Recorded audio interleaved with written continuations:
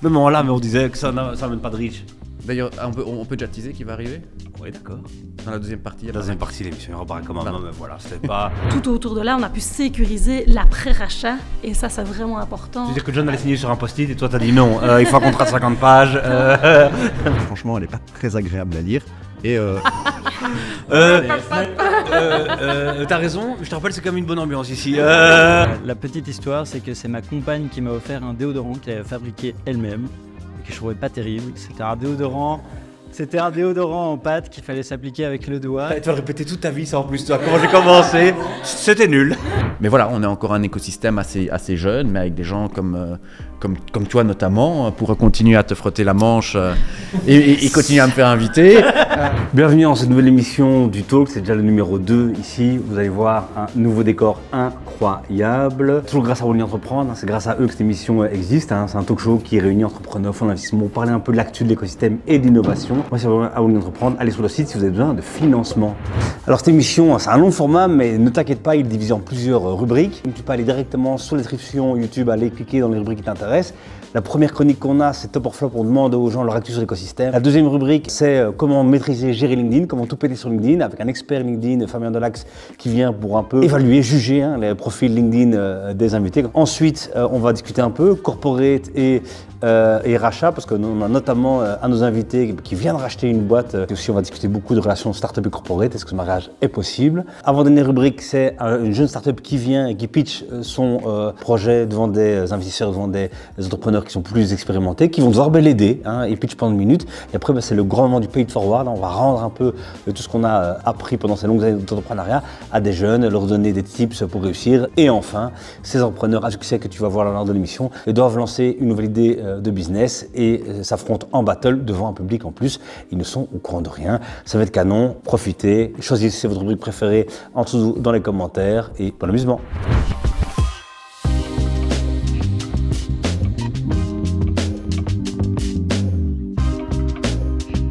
Yes, bienvenue dans cette nouvelle édition, ce nouveau numéro du Talk, c'est déjà le numéro 2, évidemment un panel incroyable et je vais demander d'abord de vous applaudir vous-même parce que c'est magnifique et qu'on est là aujourd'hui, mais oui.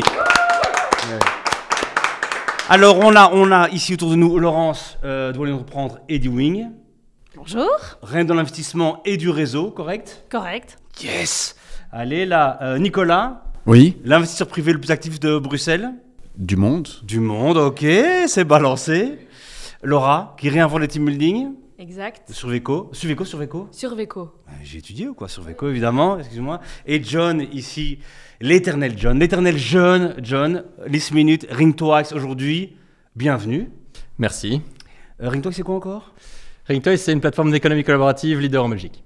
Oh là là, leader en Belgique, l'a vite placé. Et grosse nouvelle aujourd'hui, on en parlera après. Mais grosse dis nouvelle déjà comment? Comme ça ou comme ça la nouvelle? Le plafond est passé haut. Oh là là là là là là là là là là là. Très très bon, très très chouette émission. Vous connaissez maintenant un peu le déroulé. Il y a plein de rubriques, on en a parlé juste avant dans l'intro. Donc on va commencer directement les hostilités. Évidemment, c'est le terme que je vais employer, les hostilités. Avant ça, évidemment, ceux qui ont vu le numéro 1 voient le numéro d'aujourd'hui, le grand changement de décor. Je remercie évidemment Emmanuel Jean Debien pour sa franchise sur la qualité du décor la première fois, qui nous a permis d'upgrader. Merci Emmanuel et Thibaut Dewing, et merci beaucoup à Gilles et Malik de Zoomprod qui sont venus quand on était au plus bas, au bas du moral, se disant mais qu'il fallait vraiment passer à la V2, qu'on ne savait pas comment faire. Ils sont venus, ils nous ont aidés, ils ont parlé. Regardez ça, est-ce que c'est pas magnifique? Beau. Incroyable. Très bon. Puissant. Merci, je veux que tout le monde le dise, ça fait plaisir. Oui, c'est vraiment un très très beau décor. Mais toi aussi, hein. Toi aussi. Ça, c'est gentil. J'espérais que quelqu'un lâche un petit quelque chose, mais c'est parfait. On va commencer par directement. Attends, j'ai tout dit. Hein. J'ai tout dit. On va recommencer directement par vos tops et vos flops. Il y a quelques images d'actu qui vont arriver. Je vous demande de réagir. Et d'abord, la première sera d'abord de trouver de quoi il s'agit avant de vous exprimer. Pas le son, mais c'est pas grave, vous regardez ce que c'est. Made the hard way. You can fight. Or you can fade.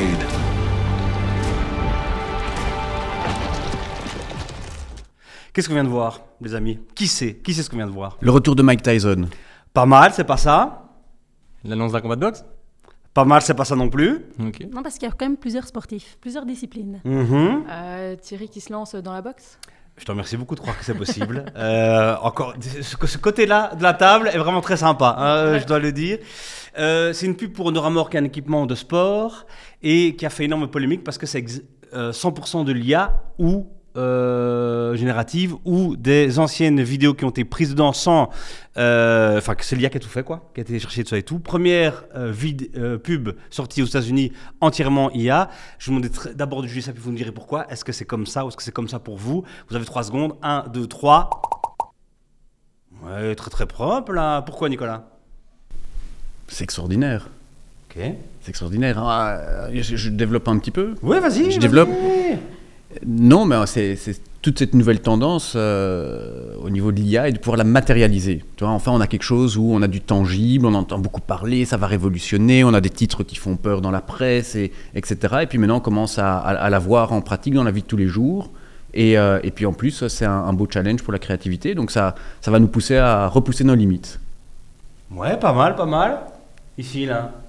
Bah pareil, je trouve que ça permet de faire revivre en fait des vidéos qu'on avait peut-être oubliées, des publicités qu'on avait oubliées, et de les remettre un peu au goût du jour avec cet avant-après. Voilà, moi j'ai bien apprécié l'idée au départ du personnage qui en fait se déconstruit puis se reconstruit. Et le message derrière. Il manquait juste un peu, trop peu de femmes à mon goût. Oh là là, on partait d'un homme, on revient à un homme, il manque... Ça tire à balles réelles ici. Nickel. Toute polémique de cette pub quand même, c'est que ceux qui avaient fait des images et qui ont été chercher un peu d'images, ils n'ont pas forcément été prévenus, soit payés, soit donc c'est la question de qui paye comment l'IA, quoi. Mais c'était un peu tout le début de YouTube, hein. Ça a été aussi cette gestion des droits d'auteur, donc il n'y a rien de nouveau là-dedans. Bon, ok, propre, voilà, rien de nouveau là-dedans, nickel. Laura, la prochaine sera pour toi. Qu'est-ce que vous êtes devant vous, les amis? On le dit, ouais. Ah bah oui, évidemment. Le nouveau vélo de cow-boy. Exact, le nouveau vélo de cow-boy. Il sort demain, l'émission sera diffusée après, parce que sinon on se ferait tuer par cow-boy. Il y a un embargo vraiment de... J'ai reçu un document de 60 pages, on va pouvoir le montrer. Nouveau vélo de cow-boy, version cross. Cowboy cross avec comment s'appelle le truc encore Une fourche. Une fourche, même amortisseur, même peut-être le mot carrément utilisé, je pense. C'est possible ça? C'est possible. Oh là là, il doit certainement avoir un mot technique, hein. Exactement, il doit avoir un mot comme ça. Une suspension. Suspension, exactement. Nouveau vélo de cowboy, ouais, suspension. Nouveau vélo de cowboy, comme ça. 3, 2, 1. Mais oui, voilà, on est généreux aujourd'hui, il y en a 2 même et tout. Nicolas, comme investisseur, tu peux rien dire. Toi, Laura, qu'est-ce que tu penses, toi, de ça? De ça, très beau vélo comme ça, de base. Je suis cow-boy, mais j'en ai pas encore, donc je suis pas une des ambassadrices. Mais par contre, j'ai toujours voulu, quand je passerai au vélo électrique, d'en acheter un. Et donc, s'il y en a un nouveau, c'est qu'ils ont dû améliorer toute la partie technique ou autre. Enfin, je connais pas encore, vu que ça n'a pas encore été publié, mais hâte d'en savoir plus. Ouais, pas mal ça. De ce côté-ci? Moi, grand fan, hein, moi. T'en as un? Non, mais ma copine, oui. Ah. Donc ça compte. Non, moi grand fan et pour l'histoire, avec ce vélo-là, moi je me souviens mon père qui a 71 ans, bientôt retraité, avait essayé le cow-boy à l'époque et il disait génial la conduite et tout, mais pour mon dos pas terrible. Là ici avec la fourche à l'avant, la suspension dans la selle et tout, je pense que c'est typiquement le vélo. Enfin ça va leur ouvrir un nouveau marché à mon avis. Donc incroyable. Je sais pas s'ils seront heureux d'apprendre que on dit que c'est pour les hommes de 71 ans. Non, c'est le cow-boy, comme toutes les marques, nous mettons chaque fois des images d'un genre plutôt jeune et c'est la version confort, quoi. C'est confort extrême, donc. Exactement. Toi, Nicolas, comme t'es investisseur, toi, cow-boy, toi, non? Je suis investisseur à travers le crowd. Ok. Mais je suis utilisateur de Cowboy depuis la première version. Ma photo de profil est celle où j'avais fait une petite story avec Cowboy. Donc j'ai remis le même gilet pour être chic dans les grandes occasions. Ah, il avait pensé à tout. Exactement. Je me suis dit pour faire plaisir à Thierry, il fallait être quand même un minimum élégant, un peu plus que d'habitude. Moi, on m'a pas prévenu. Et non, c'est super intéressant. C'est super intéressant sur le concept de mobilité au sens large, hein, comme on expliquait un peu avant. Certains sont venus en train, d'autres en trottinette, tous des questionnements. Donc c'est super intéressant et de pouvoir élargir la gamme.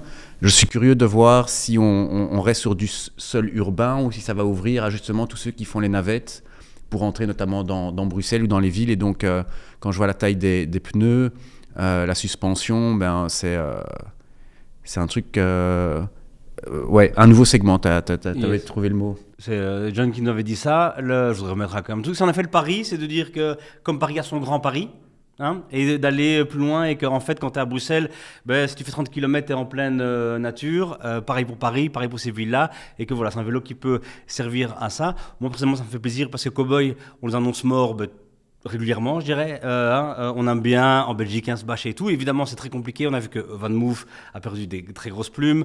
Ampère, c'est difficile aussi. Enfin, tous les vélos, c'est un peu compliqué vélo électrique pour l'instant.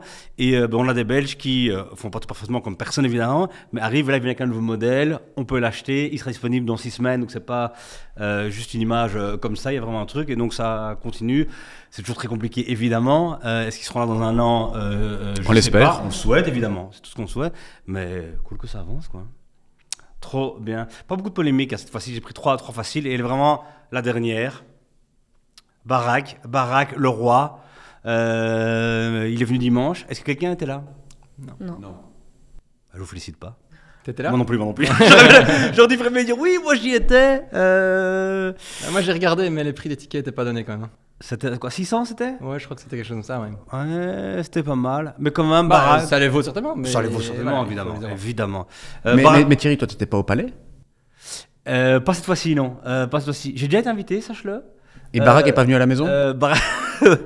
J'ai déjà été invité au palais, mais c'était un concert de Noël pour remercier 200 personnes, donc c'était un peu triché. J'ai pas été invité personnellement. J'ai pu sur une Faire petite une main. petite capsule pour eux, non? Non, voilà, pas encore. Épisode 3. Les JO arrivent. Petit message. Merci Laurence de petit message. Voilà, si Philippe, voilà, t'as envie d'une petite vidéo un peu sympa. Un des plus gros buzz de Philippe cette année, c'est Philippe sur un skate en Afrique du Sud. Donc voilà. Toute petite image, tout peut arriver, c'est possible. Barak en Belgique, vous jouez ça comment? 3, 2, 1, comme ça. Ok. Ceux qui sont middle, raconte pourquoi? C'est une bonne question. Je suis pas spécialement emballé. Ça semble quand même un bon montage plutôt commercial, partage d'idées assez court, pas vraiment dans la profondeur. Et puis quelque part aussi un peu déçu de l'après Obama, où finalement, non seulement une fois qu'il a fait ses 2 mandats, quand Trump est venu, il s'est toujours mis à l'écart. Quand Biden est venu, il s'est mis à l'écart. Là, il est aussi plus ou moins à l'écart. Donc c'est un peu particulier. Voilà, c'est pour ça que je le mets moyen. Après, on voit la photo et tu vois que le gars dégage une énergie juste hallucinante. Donc voilà, le côté commercial et puis le côté du personnage et je sais même pas la thématique qui était abordée. Donc sans doute très high level. Ouais, plutôt l'entrepreneuriat, c'est très concret. Yes. Donc moi je suis dans le concret, quoi. Ok. Barak, le message est envoyé, quoi. Mais je lui ai dit. Tu l'as dit. Ouais. Vous êtes déjà expliqué, quoi. Ouais. Il n'y a pas de John? Non, moi j'ai mis au milieu pour l'aspect prix parce que je me suis dit, du coup, quand j'avais regardé, à la base j'étais super emballé. Puis je me suis dit, bon, c'est pas accessible à tout le monde. Mais après, l'aspect concret, moi je sais pas ce qu'il a raconté. Je suis sûr que si j'avais été sur place, je serais sorti peut-être pas avec des cas concrets à mettre en place, mais inspirés, quoi. Donc ça a aussi la valeur. T'aurais aimé quoi, lui entreprendre? Tu peut-être inviter un peu sa meilleure start-up. J'ai failli envoyer un mail à Laurence d'ailleurs pour demander s'il n'y avait pas des tickets, mais je me suis rétracté. C'est dommage Il parce qu'il y en pensera pour la avait. prochaine fois. Voilà. C'est dommage, il y en avait pour toi, mais voilà, ils ont été laissés, ils ont été laissés ici. Merci beaucoup pour cette première partie qui a été faite. Vous avez relevé ça assez haut la main, j'ai envie de dire, c'était pas mal. C'est un tour de chauffe, évidemment. Hein. C'est rien, c'est maintenant que vous allez souffrir. Et pour ça, je vais vous demander d'applaudir très fort ici un des boss de LinkedIn en Belgique. Il scrute tout, il en fait même son métier, hein, aider les gens, outiller les gens à le faire. Il a l'air un peu féroce. Il est féroce. C'est pas le plus sympa. Voilà. Il faut le savoir. On fait cette chronique pourquoi? Pour donner des tips activables pour des gens qui doivent se lancer. Hein. Son personal branding à peu de frais sur LinkedIn, c'est possible. Hein. Quand on va aller plus loin, on appelle Fabien. Quand on va aller vraiment beaucoup plus loin, on appelle nous, le Tour Studio, un magnifique studio de vidéo qui vous aide à développer votre personal branding. Mais on n'est pas là pour ça. On n'est pas là pour du commercial. Nicolas, t'as raison. Ici, c'est vraiment LinkedIn. On peut vraiment développer son audience, aller chercher des contrats. Est-ce que toi, tu as déjà eu des contacts via LinkedIn, quelque chose? Oui. C'est notre canal d'acquisition principal. Bah alors là, j'espère que tu as bien bossé parce que après, ça va être quelque chose. Et je vous demande maintenant de faire un tonnerre d'applaudissements pour Fabien Delax.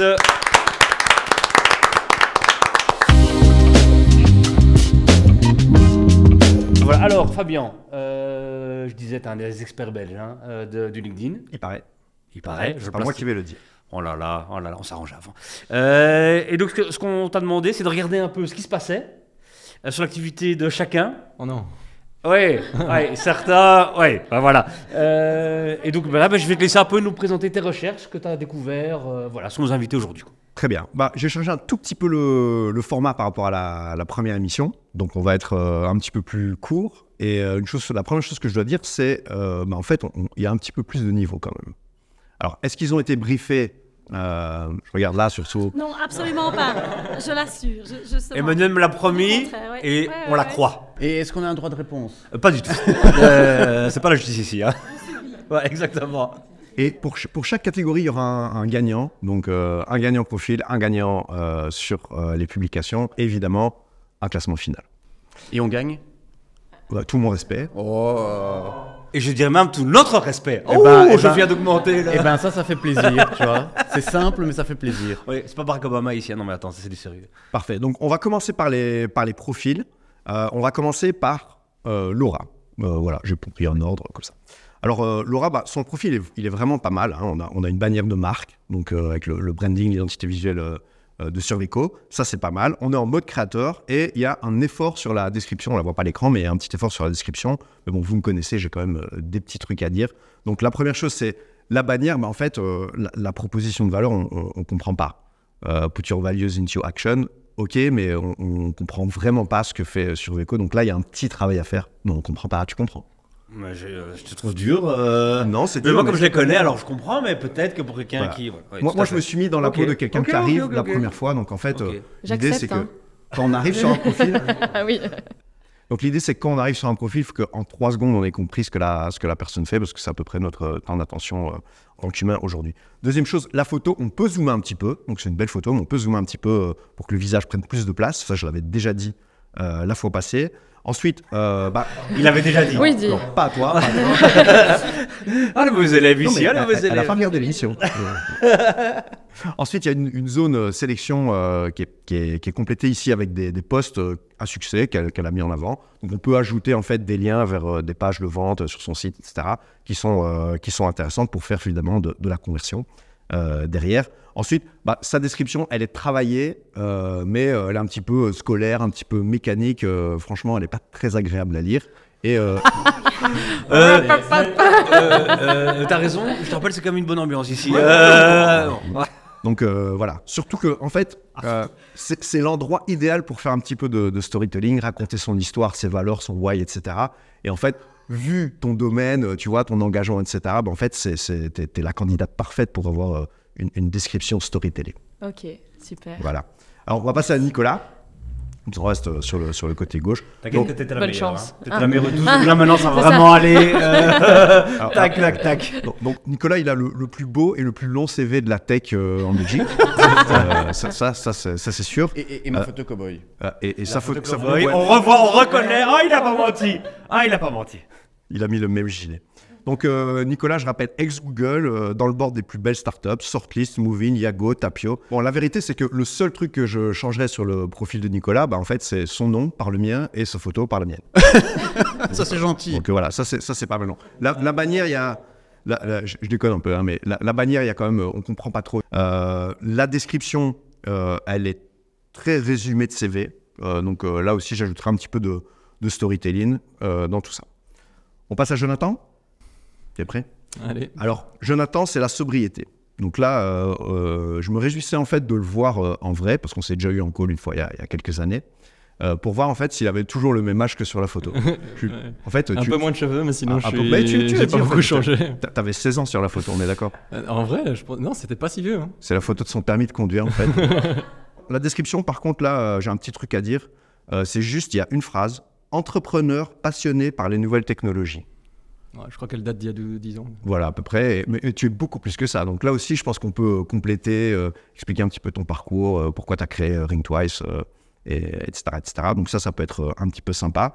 Au niveau de la bannière, de nouveau, on a une proposition de valeur en fait qui n'est pas super claire pour les gens qui ne connaissent pas Ring Twice. Talent is meant for sharing. En fait, on dirait un site de mise en relation de fractional CMO ou de fractional people En fait, pourquoi c'est important la bannière et la proposition de valeur? Comme j'ai dit tout à l'heure, en fait, il faut faire une bonne première impression, que les gens comprennent tout de suite ce que vous proposez. Voilà. On passe à Laurence. Alors, Laurence, on sent qu'elle a été prévenue par Thibaut quand même. Ah non, pas du tout. Ah, si. Pas du tout. Je n'ai rien changé depuis qu'il est passé. Voilà. Elle a mis une photo. On te croit, nous, ici, on te croit. Elle a mis la Non, bannière pas du Wallonie tout. Entreprendre. Ça, c'était prévu dans le cadre du rebranding. Oh là, bien Ah joué, oui, non, Laurence. ça fait depuis Voilà, quand c'est longtemps. bon, il faut le dire. J'insiste. D'accord. Il y a une bannière Wallonie Entreprendre, c'est juste un peu dommage. La bannière, elle passe derrière la photo, donc ça, il faut un petit peu décaler sur le côté droit. Et de nouveau, une proposition de valeur qui n'est pas ultra claire sur ce que fait Wallonie Entreprendre. Mais j'en ai déjà parlé à un menu en off. Par contre, Laurence, il n'y a pas de sélection, mais il n'y a pas de description non plus. Et tu es la seule des 4 à ne pas avoir un profil en mode créateur qui offre un peu plus de visibilité aux publications. Donc ça, c'est un petit tip, c'est gratuit. Vous pouvez facilement l'activer. T'es carrément vérifié, toi, Nicolas? T'as vérifié ton identité, là? Ouais, j'ai reçu une notification et j'ai suivi le processus. Ouais. Ça mène quelque chose ou pas? C'est Barack, tu l'as choisi pourquoi, hein? Non, mais on disait que ça mène pas de riche. D'ailleurs, on peut déjà teaser qui va arriver Oui, d'accord. dans la deuxième partie. Deuxième partie de l'émission, il y aura Barack comme un homme, voilà, c'était pas... Et c'était gratuit. Je voulais pas en faire un autre truc. Très bien, on va passer à... Donc, Pardon, le- oui, oui, bravo, oui, là, oui. oui. Bravo, Le winner, c'est Laura. Donc bravo Laura, maintenant on va passer directement sur tes publications. Alors là je dois dire franchement il y a du lourd dans la pièce. J'ai pas réussi à être dur comme tu voulais. Voilà. Donc Laura par exemple, franchement compliment, elle a le copywriting dans le sang. Ah, merci. Franchement, elle sait écrire des posts qui engagent son audience. Elle a vraiment tous les codes de LinkedIn. Et j'avais juste une question, c'est toi qui écris tes Oui, posts? Ok. j'ai répondu vite parce que vraiment, je veux pas qu'on m'enlève ça. Je mets pas 30 minutes, je mets plus. Mais Donc, allez, petit bémol, en fait, c'est la fréquence. Donc, si tu passes ta fréquence à 2 posts par semaine, tu deviens la reine de LinkedIn en 3 mois. Et je pourrais être à côté de toi et Tout à venir fait. dans l'émission. Mais tu pourras... Exactement. Votre logo, c'est nul. Votre message, on comprend rien. Mais j'ai hâte de voir ton profil. Allez, la suivante, c'est Nicolas. Donc, Nicolas, il a un système en place. C'est-à-dire qu'il publie au moins une fois par semaine et il fait des séries de posts sur des sujets, comme dernièrement, tu as fait une série sur le salaire des... Fondateur. Ouais. Et avant ça, sur les stock options, ouais. Tu peux nous expliquer un peu comment tu t'y prends? Ah, c'est parce qu'en fait, quand je commence à écrire sur le sujet, vu que je suis un peu les mains dans le cambouis, chaque fois, j'ai des pages, et il y a une limite de 3000 caractères, si ma mémoire est juste, donc je ne sais pas tout mettre dans un post. Donc j'ai commencé à saucissonner le bazar. Et donc du coup, j'ai une petite série. Et puis j'essaye maintenant de lui donner soit un petit sens avec une petite intro, un petit sondage, et comme ça, je joue avec le LinkedIn. Sympa. Voilà, il nous a fait une masterclass. Exactement. Mais vous avez une stratégie un peu dégueulasse de hack LinkedIn, on va le dire, toi et ton petit copain.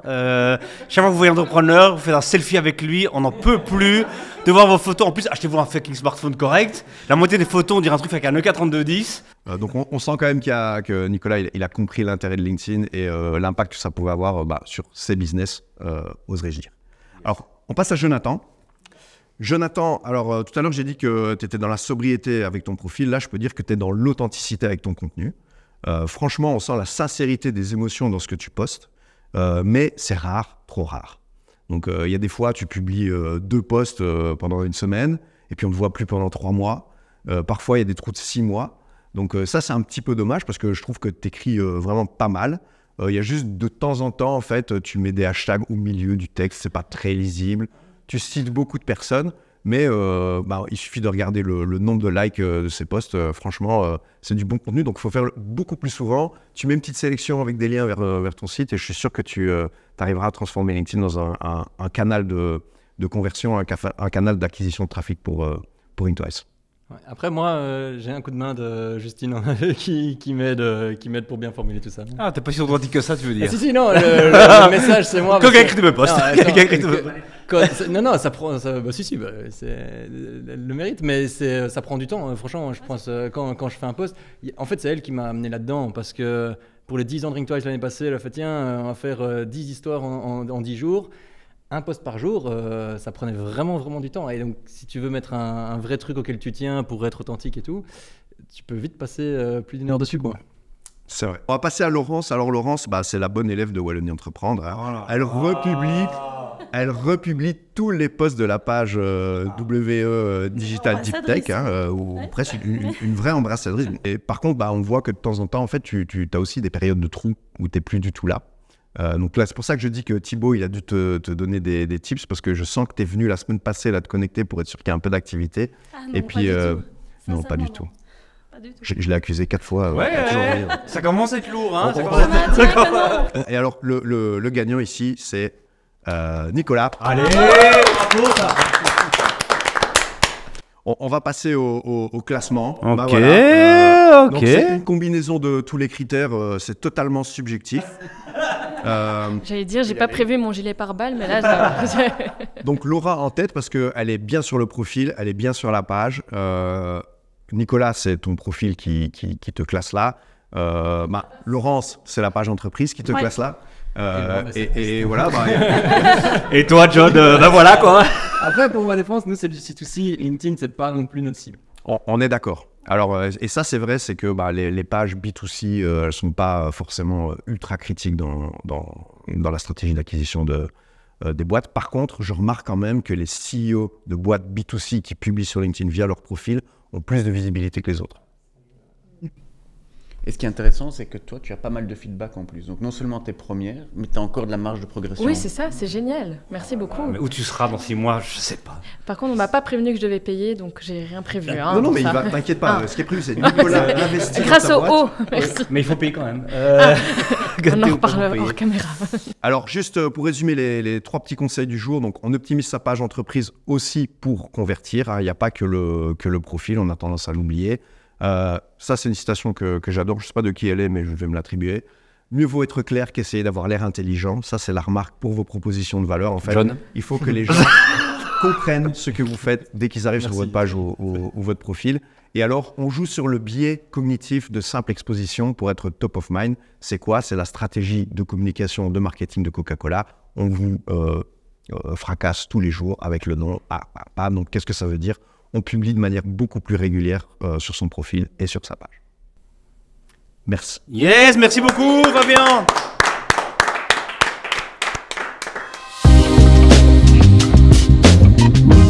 Yes, alors maintenant, on va parler du gros sujet qui nous réunit aujourd'hui. On voulait parler corpo et start-up, mais on a une actu incroyable chez John, on voulait parler aussi. Donc on s'est dit qu'on allait parler croissance un peu. Bref, voilà, on va parler croissance et ça va être génial. J'ai une petite vidéo d'Arte que je remets parce que j'aime bien les vidéos d'Arte là-dessus. Voilà, c'est la croissance d'une petite fleur qui, voilà, ça fait plaisir, qui est en train de monter une petite plante. La jeune pousse. Exactement. Je vais commencer par Nicolas quand même, désolé John. Corpo startup, pourquoi tu t'es excité à aller chercher? À quoi ça sert les corporates dans le monde des startups? Voilà. Pourquoi on y va? Pourquoi il faut y aller? Pourquoi tu dis que c'est maintenant qu'il faut que l'écosystème se réveille et se rencontre pour avancer? Mais c'est que tu as plusieurs éléments. C'est qu'on a un écosystème qui est en croissance, comme la jeune pousse qu'on a vue à l'écran avec cette magnifique illustration de Arte, où on a eu beaucoup de startups depuis les années, on va dire, 2015. Ces startups, certaines se sont occupées à devenir vraiment des belles entreprises. Et très souvent, moi, j'ai pu constater qu'une série de ces boîtes avaient tendance à travailler davantage avec des plus petites structures. Et si tu veux continuer à grandir, soit tu peux t'étendre à l'international, ça c'est une possibilité, mais tu peux aller chercher des clients plus grands. Et les clients plus grands, c'est des plus grosses structures, mais qui travaillent de manière différente. Ils ont des départements, des sous-départements, des comités, des sélections, des approbations, du légal, de la cyber. Enfin, il y a plein d'aspects. Et donc, en fait, la clé des petites structures, enfin, en tout cas, les petites structures n'ont pas la clé des plus grosses. Et donc, l'idée est de comment parvenir à créer des ponts et mettre ces gens ensemble, parce qu'au final, les gens qui travaillent dans des grosses structures, comme dans les petites, sont assez similaires, et les faire amener à travailler ensemble pour, idéalement, signer des contrats.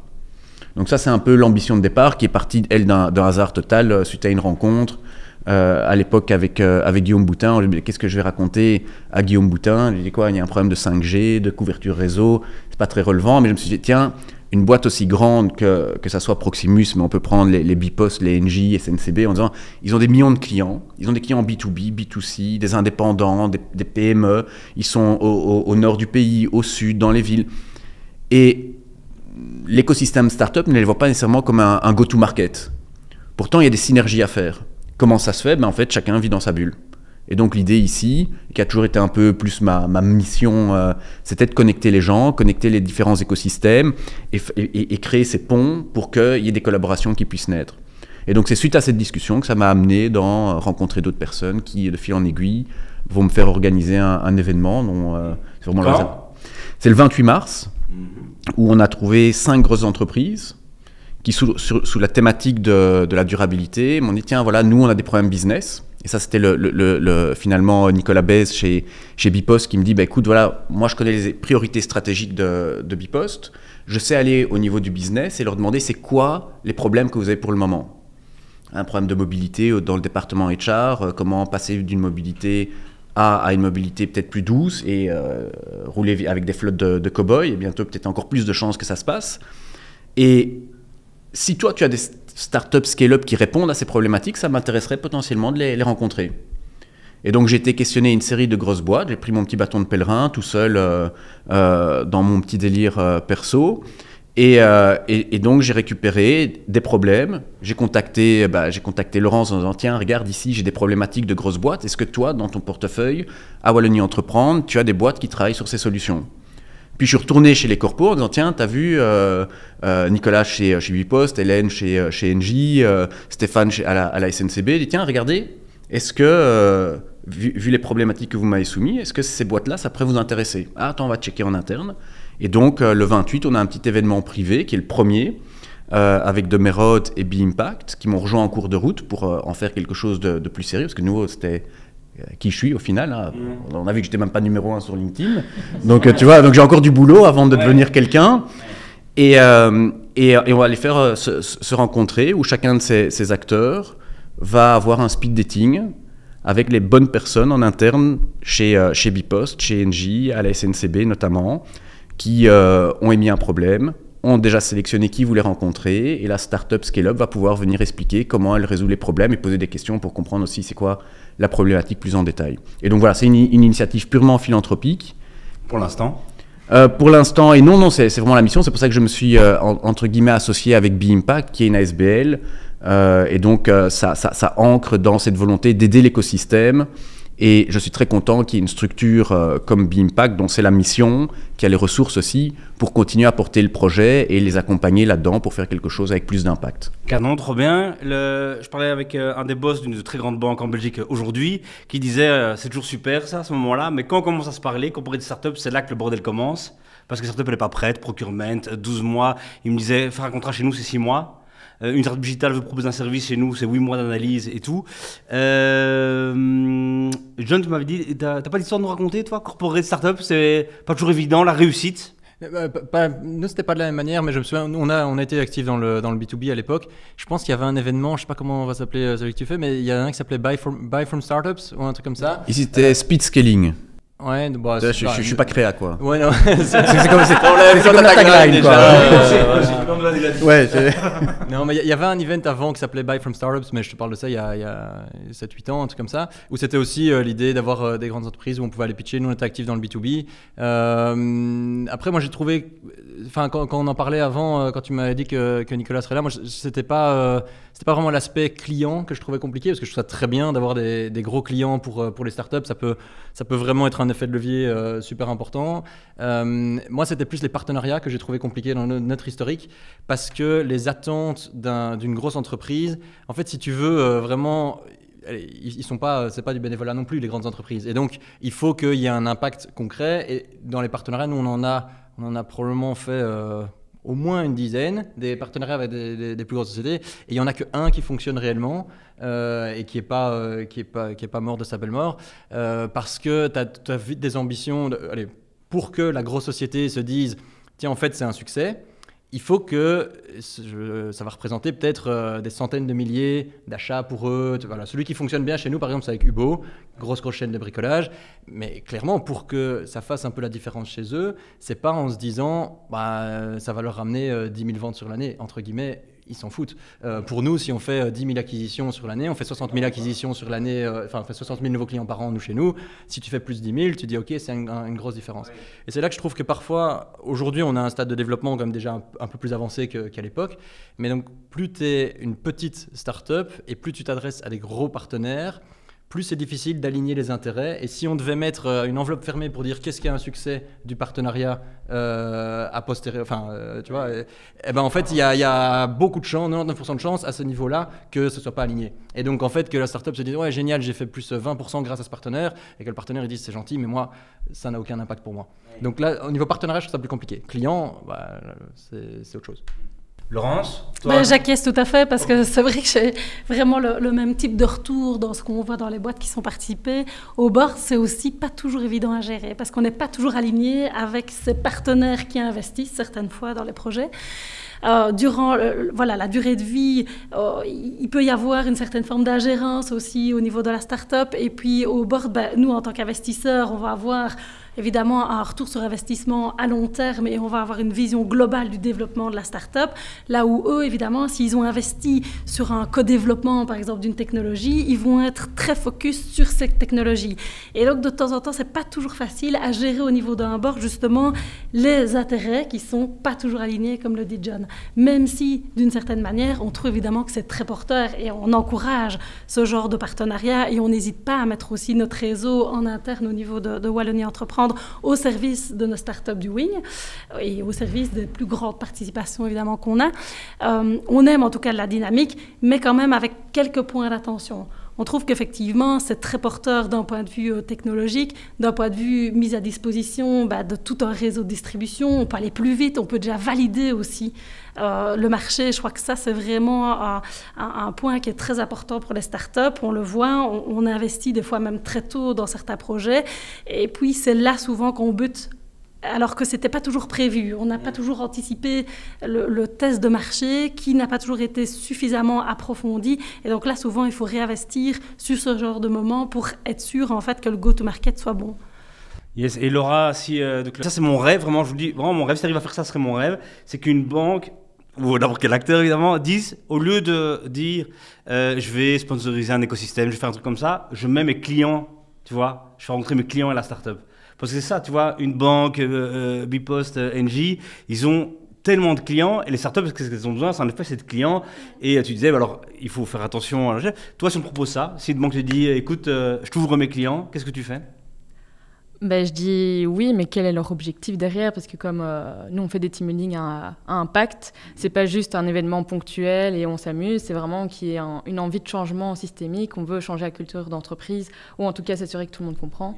Et donc, vu que c'est quelque chose sur le long terme, on veut pas juste que ce soit « ok, super, on ouvre à tout le monde, on a tout le monde qui veut faire nos activités, on veut pas que ça devienne du greenwashing non plus. Par contre, on veut qu'il y ait une réelle envie de changer derrière. Et donc, super, on a ces personnes-là, mais on va les rencontrer, voir quel est l'objectif derrière, parce que comme on dit aussi, quand ça prend du temps, on a souvent aussi les personnes de contact qui changent, les projets dans une grande entreprise changent aussi rapidement, et la durabilité est souvent mise pour l'instant en dernier, surtout avec toutes les crises actuelles. Donc oui, grand oui, donc les valeurs, c'est vrai quoi, hein, c'est une vraie histoire quoi. Ouais. Bon, c'est ce qu'on voit sur LinkedIn. Nicolas, t'es un peu dans la merde pour ton event, toi, non? Non, moi je suis bien. Ok. J'ai identifié les bonnes personnes, les bonnes problématiques, et ils ont identifié des bonnes solutions. Par contre, c'est vrai que systémiquement, est-ce que ouvrir le portefeuille des clients, moi je pense que tu poses très bien la question, ok, mais pourquoi, c'est quoi leur objectif? Après, certains qui ont un côté un peu plus politique et dire, mais est-ce qu'il n'y a pas certaines grandes boîtes qui doivent avoir un engagement, d'avoir un certain niveau de dépenses sur des plus petites structures? Et donc, ce qui favorise le fait d'aller prendre des plus petits, un peu une sorte de action positive, là, le affirmative action, discrimination positive. Donc ça c'était un exemple. Et de l'autre aussi, de pouvoir adapter le procurement pour les normes où on dit, en fait, si la boîte n'a pas tel bilan ou telle taille, elle ne peut pas travailler, elle ne peut pas être un fournisseur pour nous. Et donc il y a quand même toute une série de facteurs excluants.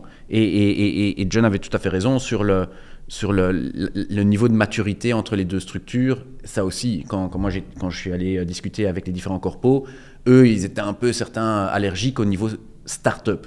Tu disais scale-up, ça passait. Parce qu'ils disaient, nous, quand on va travailler avec elle, voilà, il va y avoir un appel d'offres, il va falloir passer à travers le procurement, à travers toute une série de grilles, et nous, on ne veut pas noyer et tuer finalement l'initiative de la start-up, parce que, comme tu le mentionnais aussi, ça prend un certain cycle. À partir du moment où on a un écosystème qui est plus mature, qu'il y a des gens qui parviennent à accompagner, qui ont cette expérience, ça va, à mon avis, bien faciliter ces mises en relation et ces collaborations.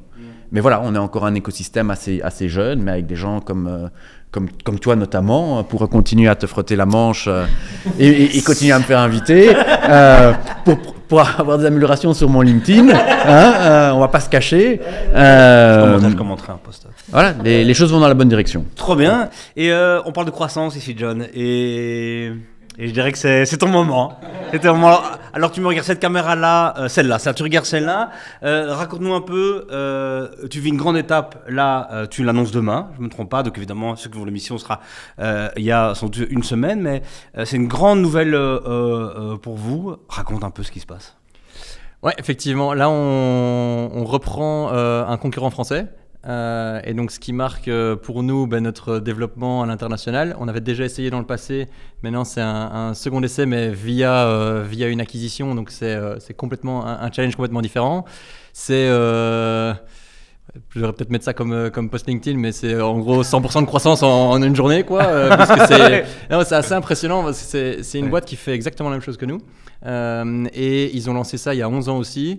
Ils étaient à Lille. Et donc, allez, c'est 150 km, je sais pas, de chez nous. Et ils sont montés aussi à une trentaine de personnes dans la boîte. Donc, vraiment, même type de développement que nous. Ils ont bossé sur les mêmes problématiques. Et donc, sur des marketplaces comme la nôtre, tu as toujours la question de est-ce qu'il faut éviter que les gens passent en dehors de la plateforme, il faut qu'ils reviennent sur le site, il faut les questions d'acquisition client, etc. Et il y a des choses où ils étaient 30 cerveaux à essayer de se casser la tête sur les mêmes questions. Et il y a des choses où ils ont répondu de la même manière que la nôtre. Il y en a d'autres où ils ont pris un angle mais complètement opposé. Des trucs qui sont beaucoup mieux passés chez eux, des trucs qui sont beaucoup mieux passés chez nous. Et donc, sans être naïf, je pense qu'il y a pas une solution idéale avec une baguette magique où on va pouvoir prendre tout et importer ce qu'ils ont bien fait et que ça fasse la solution parfaite. Mais on va pouvoir apprendre beaucoup de ce qu'eux ont fait. Il y a aussi des trucs que nous, on a beaucoup mieux fait. C'est ce qui nous permet aussi d'être nous dans la position de reprendre leurs activités. Et ouais, après 11 ans, nous, sans rire, on est à 656 000 utilisateurs. Ils sont à 659 000 utilisateurs. À 3 000 personnes près. C'est le marché français, nous, c'est le marché belge. Mais je veux dire, en la même période de temps et sur le même business. Donc, c'est assez impressionnant de voir comme les trajectoires ont finalement été assez similaires pendant, je dirais, les 8 premières années d'activité. Et puis, eux ont commencé à développer un autre projet. Il y a eu un changement d'actionnariat chez eux, développer un autre projet qui fonctionne très, très bien. Et donc, où ils ont, au fur et à mesure du temps, mis de plus en plus d'efforts sur ces activités-là et de moins en moins sur l'activité des plateformes d'économie collaborative. Et donc, du coup, le business diminue un petit peu. Et donc, ce qui nous permet, nous, de pouvoir le reprendre avec l'ambition je ne vais pas dire d'arrêter l'hémorragie, mais en tout cas d'inverser la tendance et de relancer. On peut applaudir ça quand même. Ouais, quand même. Surtout qu'on vous connaît chez Ringtoy, ça va pas 1 euro dépensé en trop, vraiment la résilience même. On n'est pas chez Cowboy ici. Enfin, je veux dire, là, c'est vraiment... si vous pouvez nous raconter un peu. C'est pour ça que j'ai pas été voir Barack Obama du coup. Donc, voilà, maintenant il sait pourquoi et je pense qu'il t'excuse. Et raconte un peu quand, tu vois, parce que pour les gens qui nous regardent, ça me paraît tellement qu'on rachète une boîte. C'est quoi la première étape ? C'est via cabinet, tu connaissais les gens. Raconte un peu comment tu as fait ça. Ouais, c'est rencontrer les gens il y a 8 ans, en 2016. Donc on a, en fait, allez, 7-8 ans, on avait voulu se développer à Paris à l'époque. Et donc, moi, je suis, tu me connais un peu, je suis plutôt du style à essayer de partager, de discuter, de voir un peu comment on peut apprendre les uns des autres. Moi, je suis convaincu que on a tous à apprendre de chacun, même des gens beaucoup plus développés. Il y a peut-être des plus petites structures qui vont pouvoir nous apporter beaucoup de choses parce qu'ils vont le voir différemment. Enfin, voilà. Et donc moi, j'avais été à Paris un petit peu avec mon bâton de pèlerin aussi, rencontrer les différents concurrents, mais pas pour dire on va venir se manger des parts de marché. Le marché était tellement petit, l'économie collaborative, ça reste encore pas un réflexe pour beaucoup de monde de faire appel à un particulier qui habite dans le voisinage pour rentrer chez soi. Voilà, il y a Airbnb, on a de plus en plus l'habitude, mais ça reste pas le réflexe pour la plupart des gens. Et donc on a discuté, et il y en a avec qui le feeling était super bon, il y en a un petit peu moins bon, et par exemple Augustin que j'avais rencontré à l'époque, le feeling a été super bon parce qu'on avait vraiment une vision des choses très très similaire sur ce qui fait, je pense, le succès actuel de Ringtwice, qui était la base de données de prestataires. Nous on est convaincus que pour réussir, il faut avoir les meilleurs prestataires, parce que finalement ce qui va rester dans la tête du client derrière, c'est pas si le site était bien foutu ou pas. Alors si tu envoies un plombier alors qu'il cherche un babysitter, ça marchera pas, on est d'accord. Mais ce qui va rester dans sa tête, c'est est-ce qu'il était sympa, est-ce qu'il a bien fait son travail, est-ce qu'il était à l'heure, est-ce qu'il était poli, etc., quoi. Et donc c'est vraiment cette base de données qui est importante. Et lui avait vraiment la même vision des choses là-dessus. Ok, mais donc juste que tu as rempli comme un politicien, c'est intéressant, hein, mais... Oui, okay. Comment ça s'est passé? On s'est rencontrés. Il y a eu un mail, vous dites tiens, on va manger au resto. Tu vois, comment t'as abordé à Laurence, est-ce que je peux avoir une ligne de crédit de 2 millions, s'il te plaît? Voilà, comment ça s'est... En 2016, non, je crois que c'était LinkedIn, tu sais. Ça devait être encore, même dans le B2C, ça doit être LinkedIn. Donc oui, j'ai contacté plusieurs boîtes françaises, on a fait un peu le tour, je l'ai rencontré là-bas. Après, on a gardé contact parce que le feeling était bien passé, on s'est recroisé une fois à un événement Vivatech à Paris aussi, on s'est croisés. Et puis, on a gardé contact, mais sans se donner des nouvelles tous les 3 mois non plus. On restait un petit peu en contact légèrement. Et puis, il y a 1 an, lui m'a renvoyé un message en disant tiens, on se referait un call pour se tenir au courant, voir un peu, on est en train de réfléchir à quelques trucs de notre côté et on aimerait bien voir ce qui est possible, quoi. Et eux, en fait, c'était vraiment la période où ils mettaient de plus en plus d'efforts sur le road projet, de moins en moins sur l'ancienne plateforme. Et donc là, on a eu un call. On a discuté. Nous, c'était pas une période facile pour nous. C'était une période où on a dû passer par une petite diminution des effectifs. Donc là, on est là en mode... le timing est mauvais pour nous, mais bon, il n'était pas en mode on cherche à se séparer de nos activités non plus. On fait le point pour se tenir un peu au courant.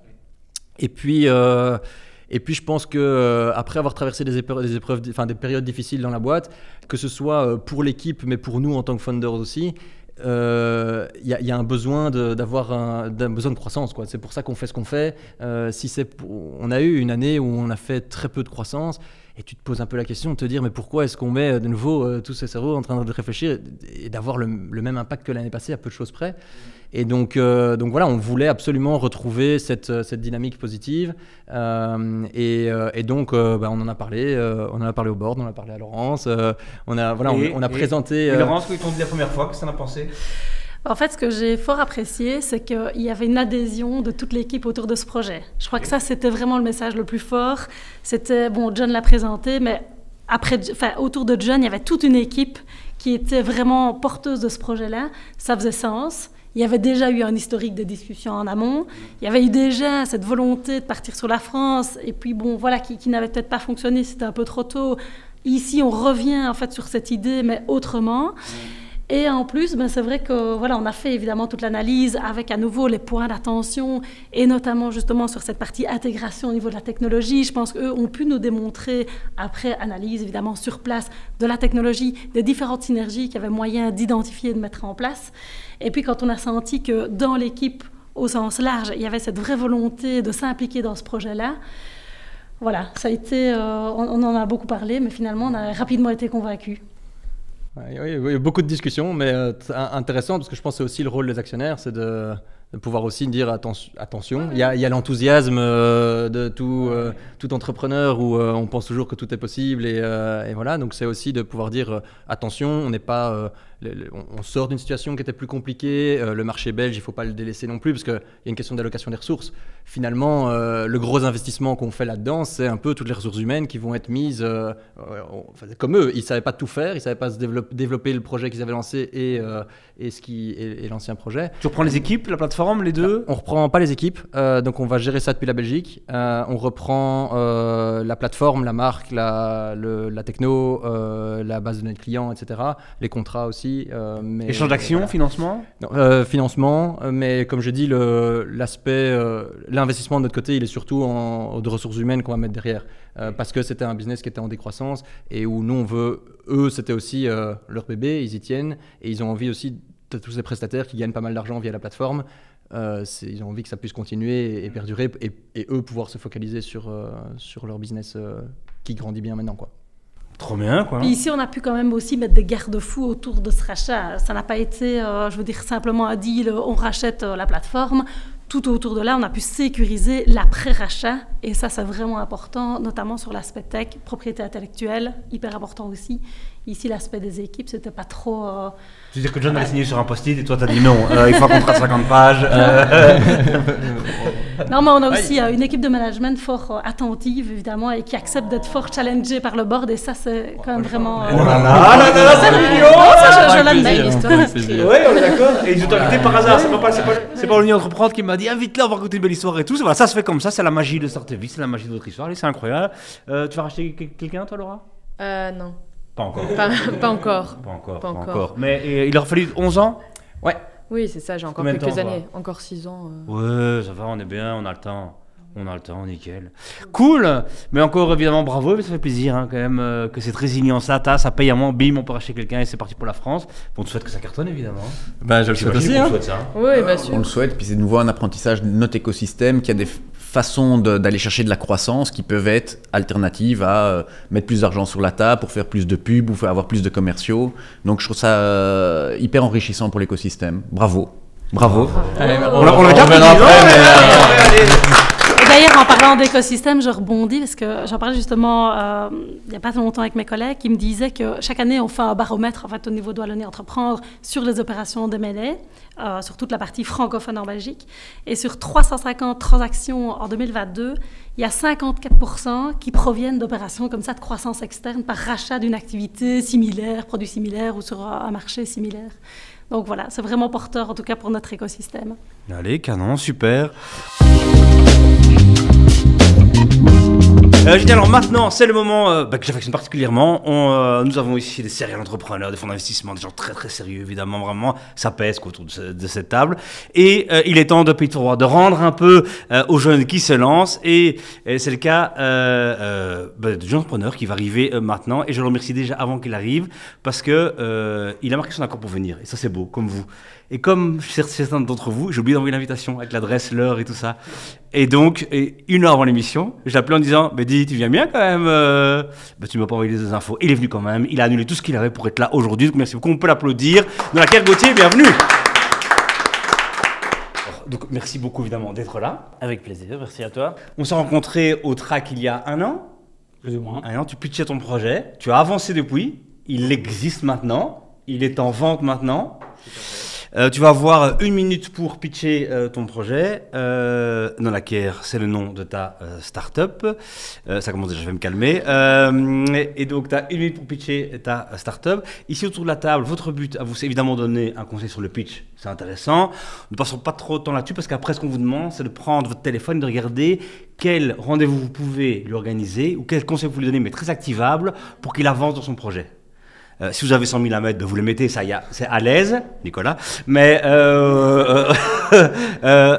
sinon, un conseil, un truc, une intro, c'est génial. L'idée ici, c'est qu'un peu dans l'écosystème, on paye forward et qu'on fasse avancer le projet qui en vaut la peine. On va voir si ce projet en vaut la peine. En tout cas, j'en suis convaincu. C'est parti. Alors Nola, c'est une marque qui a pour mission de réduire le plastique dans la salle de bain en proposant des produits sans plastique, agréables à utiliser, qui sentent super bons. Et aujourd'hui, notre best-seller, c'est un déodorant dans un emballage 100% en carton, efficace 48 heures et qui sent divinement bon.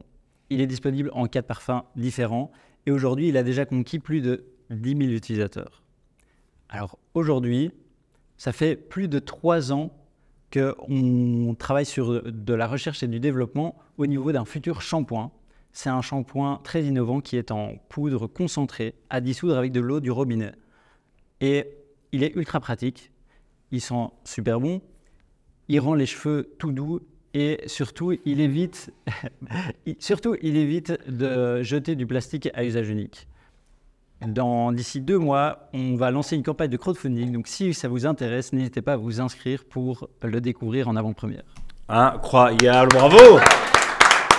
10 000, t'as dit 10 000. On a convaincu, et toi là dans la startup on connaît vos phrases, hein.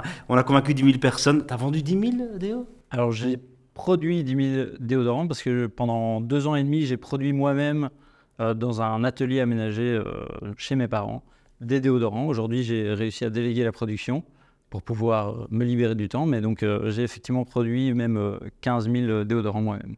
Et vendu? Et vendu 15 000, enfin même plus maintenant 20 000. Ah oui, très impressionnant quand même. Hein. Et par quel canal tu les vends? Essentiellement, aujourd'hui, c'est 90% de vente en magasin, donc des magasins bio, vrac, locaux, des petites épiceries locales. Et on essaye de développer petit à petit beaucoup le digital pour pouvoir grandir un peu plus rapidement. Et qu'est-ce qui fait que tu as commencé par des déos? Qu'est-ce qui lance Nola? Bah, du coup, la petite histoire, c'est que c'est ma compagne qui m'a offert un déodorant qu'elle avait fabriqué elle-même et que je trouvais pas terrible. C'était un déodorant en pâte qu'il fallait s'appliquer avec le doigt. Tu vas répéter toute ta vie ça en plus, toi. Comment j'ai commencé? C'était nul. C'était nul. Et donc, je me suis dit, mais c'est dommage d'offrir un cadeau qui se veut écologique, mais que finalement, on va laisser dans son armoire, on va pas l'utiliser. Et donc, pourquoi pas développer un produit naturel, mais qui soit vraiment agréable à utiliser. Et c'est à partir de là que ça a commencé. Et quoi, vous êtes encore ensemble ou elle a des parts, pour un peu comprendre? On va se marier en juillet. Félicitations, félicitations. Et qu'est-ce qui le différencie des autres? Mais, par exemple, pour le déodorant, c'est l'efficacité. En fait, vraiment le point manquant dans les déodorants naturels, en général, c'est l'efficacité. On n'a pas envie d'acheter un déodorant naturel parce qu'on a l'impression qu'au bout de la journée, on va sentir un petit peu la transpiration. Ici, on a travaillé sur le choix des ingrédients actifs et donc on va jusqu'à 48 heures d'efficacité. Et puis au-delà de ça, il y a le fait que ce soit facilement applicable, qu'ils sentent très bon, etc. Et c'est qui votre cible? C'est plutôt des femmes, des hommes, tout le monde? Quel âge? Alors, c'est plutôt des femmes assez jeunes, donc on va dire entre 25 et 45 ans, qui font attention à leur bien-être. Un petit retour sur le pitch. J'étais surpris par le mot salle de bain. Comme c'était ton univers de la salle de bain. Mais pour moi, l'univers de la salle de bain, j'avais aussi des produits d'entretien. Et donc, je trouvais ça particulier. Ok, produit de la salle de bain, et puis j'arrive sur du déo, et je vais sur du shampoing. Donc voilà, c'était juste une sorte d'association. Et puis après, il y a ceux qui sont dans le bâtiment, qui vont dire un pommeau de douche, carrelage, mitigeur et autres appareils. Donc ça, c'était un point. Une autre réflexion. Tu dis que tu rentres dans la distribution. Comment convaincre après aux gens de vous acheter?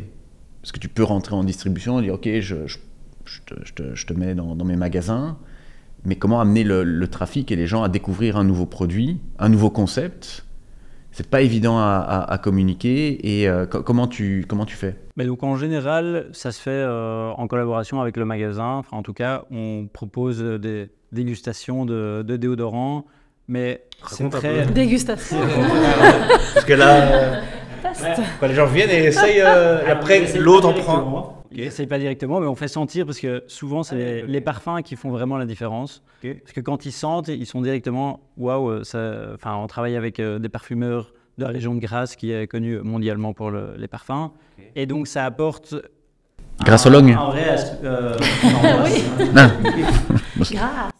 Et donc, c'est ça qui apporte vraiment la différence, c'est de faire sentir le produit, de leur expliquer aussi qu'il est fabriqué en Belgique, à base d'ingrédients d'origine naturelle. Et il faut essayer de convaincre les gens au niveau efficacité, mais ça, il n'y a pas de mensonge, il faut juste le tester. Et comment tu as fait pour décrocher ton premier magasin, tu vois? Parce qu'en effet, le naturel, tu dois être certifié, tu vois, santé, médicale, il y a des certifications à avoir? Alors, il y a des certifications qu'on peut demander, des certifications bio par exemple, mais qui coûtent assez cher quand on est sur des petites productions.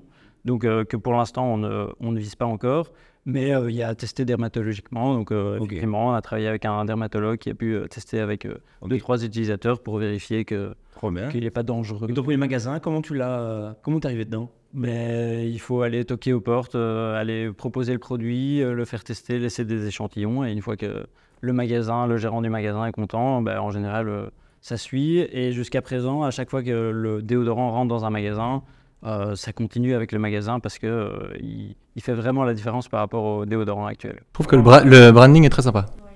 Très sympa. Et 10 000, je pensais que c'est... Presque 20 000. Ouais, c'est vraiment...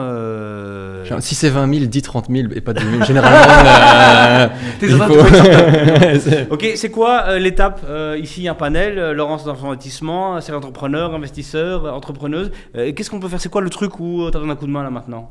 Et aujourd'hui, donc, comme je disais, il y a vraiment le lancement du shampoing qui, pour nous, va être une grosse étape parce que c'est un produit qui est vraiment très innovant, qui va permettre de réconcilier, une fois de plus, les personnes qui ont testé un shampoing solide mais qui n'étaient pas satisfaits, ce qui est beaucoup le cas en général. Et donc, ça va être un peu le produit un peu waouh de la gamme qui va nous permettre d'aller voir plus facilement des magasins. Une ambition, c'est de rentrer chez Deleuze pour essayer de convaincre le plus grand nombre de passer à des produits zéro déchet. Ok. Je rebondis sur la stratégie, du coup, plutôt supermarché, mais du coup, vous avez bien travaillé cette approche qui est différente de celle des magasins bio. Alors, c'est quelque chose qui se fait sur le long terme, effectivement. Donc, on est déjà en contact pour essayer de comprendre les enjeux que ça représente. Les marges sont plus grandes, enfin, les marges que les magasins prennent. Ah oui, j'allais dire, pas les vôtres. Pas les miennes, effectivement. Il y a des contraintes logistiques qui sont beaucoup plus importantes aussi que quand on passe via des petits magasins. Donc, c'est toutes des choses qu'il faut déjà se renseigner en amont pour préparer ça, parce que ça ne se fait pas du jour au lendemain, effectivement. Et moi, j'ai une réflexion, c'est quoi la stratégie de commencer et d'être déjà sur 3 produits, puisque je vois, il y a le déodorant, le savon solide et puis un 3e, tout en ayant encore un réseau de distribution assez faible, qui sont sur des produits avec de la recherche et développement qui sont différents, packaging différent, une communication différente, peut-être des personas qui sont aussi différents. Est-ce que c'est pas aller un petit peu vite ? Effectivement, jusqu'à présent, en fait, il y a eu 2 choses. C'est que quand j'ai été voir les magasins avec juste le déodorant, ils m'ont dit, en fait, passer en direct avec un seul produit. Pour un seul produit, ça ne nous intéresse pas parce qu'on n'a pas envie de démultiplier les fournisseurs. Et donc, là-dessus, je me suis dit, je vais développer plus de produits. Aujourd'hui, c'est vrai qu'avec le recul, on va lancer le shampoing. On a déjà des idées pour les futurs produits, mais on va surtout se concentrer sur augmenter les ventes, que ce soit en ligne et en magasin, pour asseoir un petit peu les produits qu'on a déjà et éviter de dépenser de l'argent dans le développement de nouveaux produits. Canon, est-ce qu'autour de la table, il y a quelqu'un qui peut le mettre en relation avec quelqu'un chez Deleuze, avec quelqu'un qui est chez Deleuze, une startup qui est déjà chez Deleuze, avec n'importe quoi, tu vois, dans la distribution, mais Deleuze, quoi. Non, mais est-ce que quelqu'un peut faire quelque chose? Est-ce qu'il y a autour de la table un conseil, quelqu'un qui vend aussi des produits bio, qui pourrait changer, tu vois? On ne demande pas ici d'amener un contrat de... Ok, un téléphone sort. Il y a quasi demi. Il y a quasi demi, exactement. Ils viennent de rentrer dans 40 Deleuze. Ok, intro avec Emma, tu peux faire? Je peux faire, oui, sans problème. Incroyable. Je peux donner le numéro si je donne le numéro de téléphone, je donne celui d'Alain, parce que si je donne celui d'Emna maintenant ici, on va avoir des problèmes. Celui d'Alain, ok, trop bien. Sequoia t'intéresse ou pas? Sequoia m'intéresse, on est déjà en discussion. Ok, moi j'ai la fondatrice de Sequoia, dans mes contacts, hein. Est-ce qu'elle va vouloir me parler? C'est encore une autre question, mais elle est assez sympa, je peux demander. Nico? Ton téléphone est sorti, il le remet. Mais non, comment ça, les négos? Ah, ok. Non, j'ai 2 contacts qui peuvent être intéressants. Une qui est une porteuse de projet au Start Lab de l'ULB, qui est elle sur plutôt les lessives en poudre, puisque là, tu as aussi un côté très pratique que ça pèse très lourd et c'est à 80% plus de l'eau en fait. Et donc de comment tu l'as fait chez toi et donc qui réduit notamment les déchets, l'espace, etc. Et que j'ai mis d'ailleurs en relation avec l'ancien de Glace Franklin. Okay. Et donc, qui est aussi sur un produit, on va dire, industriel, qui doit aller dans un réseau de distribution en B2C. Et donc ça, je pense, ça peut être 2 personnes intéressantes à discuter, puisqu'ils auront certainement une expérience très riche et des conseils, à mon avis, avisés. Canon. Moi, je pense à une porteuse de projet aussi, Charlotte de Bitry. J'ai pas son numéro, mais par contre, elle faisait des shampoings solides, etc. Elle voulait aller dans les hôtels, donc un peu à voir où elle en est. Quelle était sa stratégie, vu que c'était le même principe, et voir peut-être les obstacles auxquels elle a fait face et ce qu'il en est. Sinon, j'ai peut-être un contact chez Carrefour, mais t'as dit Deleuze, donc...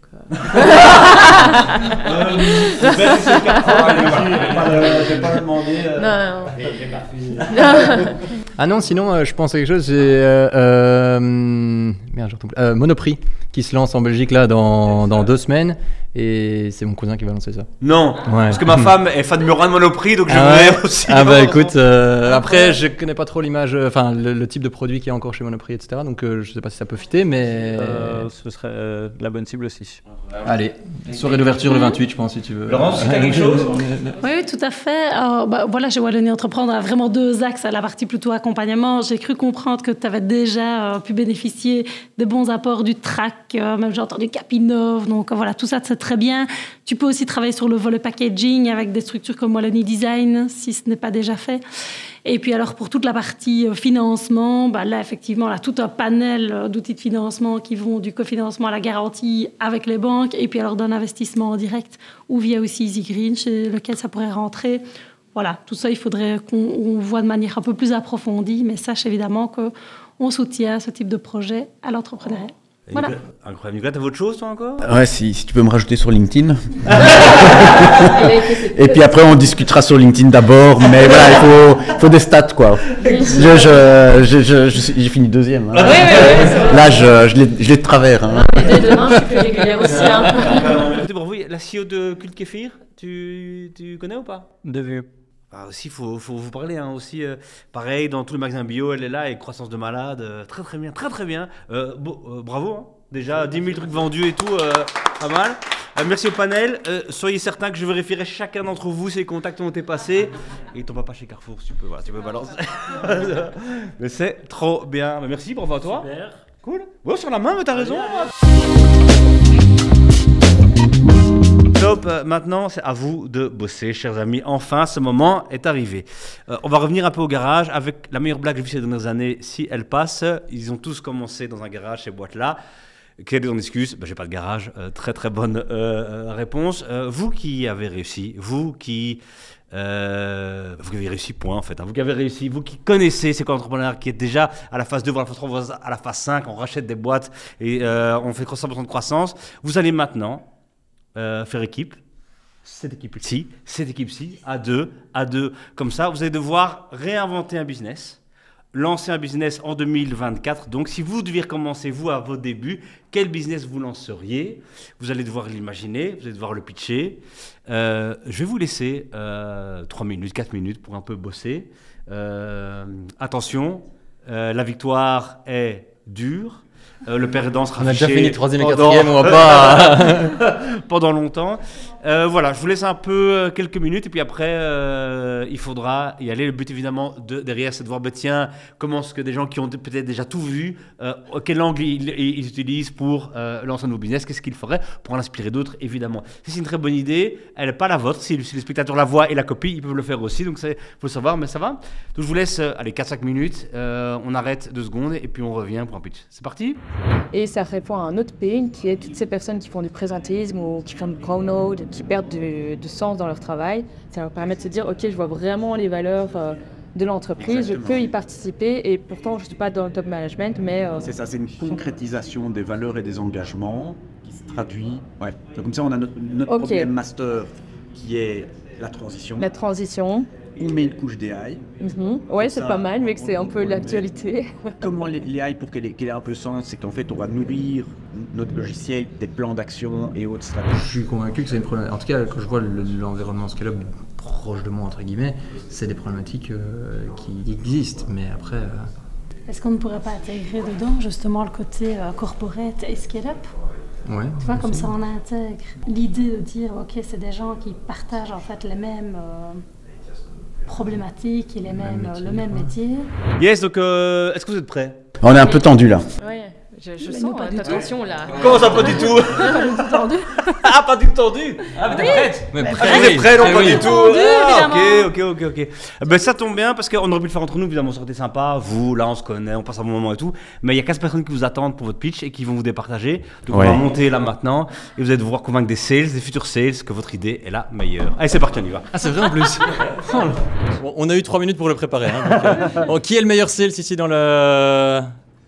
Est-ce que tu penses que tu peux apprendre quelque chose de quelqu'un d'autre ici ou pas? Bien sûr. Ouais, ah bah voilà, bah ça c'est un peu le concept que nous on a, c'est de pouvoir mettre en relation au sein des scale-up et les mettre en relation aussi avec les corporates, mais de mettre en relation les gens qui ont des profils similaires et donc qui ont des jobs, donc ça peut être des sales, ça peut être des HR, ça peut être des CFO, et de pouvoir en fait organiser des événements où ils se rencontrent, où ils peuvent échanger sur leur métier, mais quelque chose de très concret, pas commencer à faire une conférence et puis on discute, c'est vraiment être sur le PC, prendre des cas concrets, pouvoir les regarder ensemble et donc que chacun puisse monter en compétences. Donc en fait l'idée c'est que ta boîte elle souscrit un abonnement de plus ou moins 10 € par mois, allons, et avec 10 € par mois, toi en tant que HR par exemple dans une boîte, eh ben, ça te permet d'avoir accès à toute une communauté avec laquelle tu vas pouvoir partager ton métier au quotidien. En plus de ça, tu vas aussi pouvoir bénéficier de grands corpos qui vont mettre leur HR à destination justement de cette communauté. Et donc on fait lien entre les grandes entreprises, ces big boss HR, les startups qui sont là avec des personnes qui essayent de monter aussi en compétences, et tous ensemble mutuellement, eh ben, on peut avancer plus vite et plus loin. Vous avez aimé l'idée précédente? Voilà. Ben, nous, on va la décupler. Donc, quel est l'enjeu aujourd'hui de la société au sens large? C'est cette transition écologique, économique. Et donc, on s'est dit, ben, en fait, toutes les entreprises vont devoir faire du reporting sur qu'est-ce qu'ils font pour améliorer la transition. Donc, ils vont devoir rentrer des données sur leur empreinte carbone, sur leur impact au niveau ESG au sens large. Et nous, on va créer un soft où, quand ces entreprises vont faire un plan d'amélioration, ben, il va falloir mettre en place ce plan. Il va falloir le rendre opérationnel. Donc, on va créer un software. Ça, c'est notre idée. On va utiliser l'AI pour aller être hyper efficace. Et à partir de tous les documents et tous les plans stratégiques qu'on va mettre en place, notre software, notre AI va les identifier et faire un matchmaking avec les employés à l'intérieur de l'entreprise pour qu'ils puissent participer à ces plans. Donc on va aider à identifier les différentes personnes dans l'entreprise pour implémenter les plans. Parce qu'on sait aujourd'hui que beaucoup de personnes manquent de sens dans leur travail, ils ont besoin de motivation, ils ont besoin de vivre les valeurs de l'entreprise. Et donc, à travers ce software, ils vont pouvoir découvrir des initiatives, ils vont se dire « Ok, je vais pouvoir me donner un peu plus, avoir un réel impact, s'inscrire, gagner des points. » Et à la fin, évidemment, il y a des gagnants. Les personnes qui ont le plus de points se voient leurs points convertis en euros et reversés à une association partenaire qu'ils ont envie de soutenir. Voilà, pour quelques raisons. Génial, merci. Dites-moi. Ah, alors maintenant, nous avons Skills Connect. Votre boîte, c'est Change now. Ok, qui vote main levée pour Skills Connect? Ok, allez, je vote pour vous pour faire... Oui, il faut compter. Hein, ouais. Ok, on compte. 1, oui, ça serait... 1, oh 1, 2, 3... Reste encore un peu. Voilà, 10 là, non? Ouais, ok. Ok, et maintenant pour Change Now, qui...